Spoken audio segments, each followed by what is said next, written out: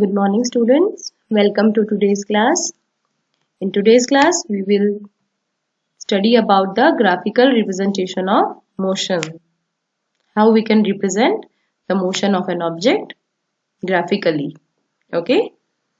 Firstly, we will take up the distance time graphs and then we will talk about the velocity time graph. So let's start. This is the distance time graph for a body which is moving with a uniform speed. Okay. So we are taking time on x-axis and distance on y-axis. The distance time graph for uniform speed would be a straight line, as you can see in the diagram, this blue line. Okay. Now we can calculate the speed of the object also. For this we will make a line parallel to y-axis from point B. B point से हम y axis के parallel में एक line draw करेंगे and from point A we will make a line which is parallel to y axis and both these lines they meet at a point C.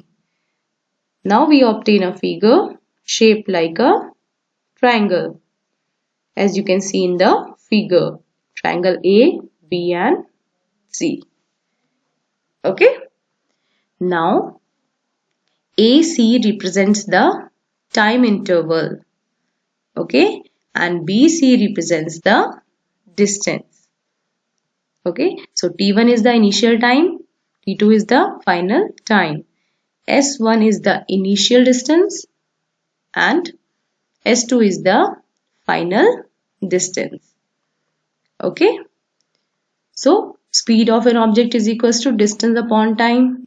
So we can write here distance, for distance we will write S2 minus S1 and for time we will write T2 minus T1. In this way we can calculate the speed of a body which is moving with uniform speed. Okay. Now we'll talk about the non-uniform speed. The distance time graph for a body which is moving with a non-uniform speed would be a curved line. Okay. It would not be a straight line graphs. Now students, let's talk about the velocity time graphs. Velocity time graphs, they are also called speed time graphs. Okay. So in first case we have the velocity time graph in which the velocity is constant or speed is constant. Okay. So we will get a graph like this which is parallel to x axis because velocity is not changing, it is constant. Okay, time is increasing, but with increasing time the velocity is not changing. So we are representing the velocity in kilometer per hour and time in hour. So this shaded portion in the figure gives us the distance traveled by the object in time T1, T2. Okay. So how can we calculate the distance? We can calculate the distance by the area of rectangle ABDC. Okay, this area of rectangle is giving us the distance traveled by the object which is moving with the constant velocity. So area of rectangle is length into breadth. AC is the length and CD is the breadth. And from here we can see AC is equal to 40 km per hour and CD is equals to, we will subtract initial time from final time. So T2 minus T1 R. Okay.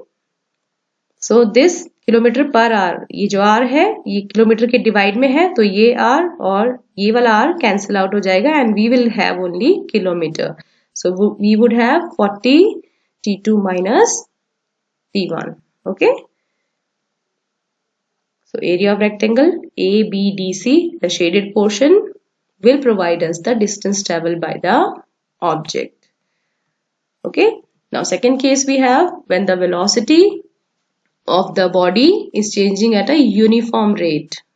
Okay, in previous case the velocity was constant, it was not changing, but in this case the velocity is changing, but it is changing at a uniform rate. So we will call it a uniform acceleration. The graph would again be a straight line graph. Okay students, now distance travel would be given by the figure A, B, C, D, E. In this figure, we have one rectangle that is ABCD and one triangle that is ADE. So area we will get like this: area of rectangle ABCD plus area of triangle ADE. Area of rectangle again we know, length into breadth. AB is the length and BC is the breadth. And area of triangle is equal to half base into height. So base here is AD and height is DE. So we will write like this and we will get the distance travelled by the object. Right students? Now uniform retardation. Retardation means when the velocity of the body is decreasing. Retardation is the opposite of acceleration. Okay? When velocity is increasing, that is the acceleration. But when velocity is decreasing, it is retardation, or we can say negative acceleration. So the graph would be a downward slope like this. Okay students?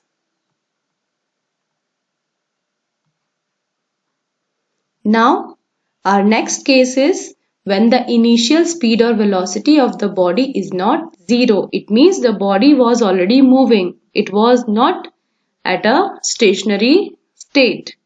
ठीक है? Body already move कर रही है किसी speed से and then उसकी जो speed है वो increase हो रही है. Uniform acceleration show कर रही है body. So the graph would be like a straight line, but it will not begin from the origin. Okay? Origin से start नहीं होगा because the body was already moving. Okay? So we will get a figure here like a trapezium. And this shaded portion gives us the distance travelled by the object. So distance travelled would be equal to area of trapezium OBCA. Now area of trapezium is equal to sum of two parallel sides into height divided by 2. So two parallel sides of this trapezium are OB and CA. Okay? And height would be OA. Okay student? So we can calculate the distance by adding the two parallel sides and then multiplying them by the height of the trapezium. So we will write OB plus AC into OA divided by 2. Okay. Now we have the case when the speed or velocity changes at a non-uniform rate. Okay. Or we can say non-uniform acceleration. Okay. So the graph would again be a curved line. The graph of non-uniform acceleration or non-uniform speed, non-uniform motion, they all are curved line. They all are not straight lines. ठीक है? Non-uniform acceleration, non-uniform motion, non-uniform speed का जो graph होता है वो हमेशा क्या होता है? Curved line. Okay students? So this was all about the graphical representation of motion. I hope you all have understood the concept well. Thank you for watching the video.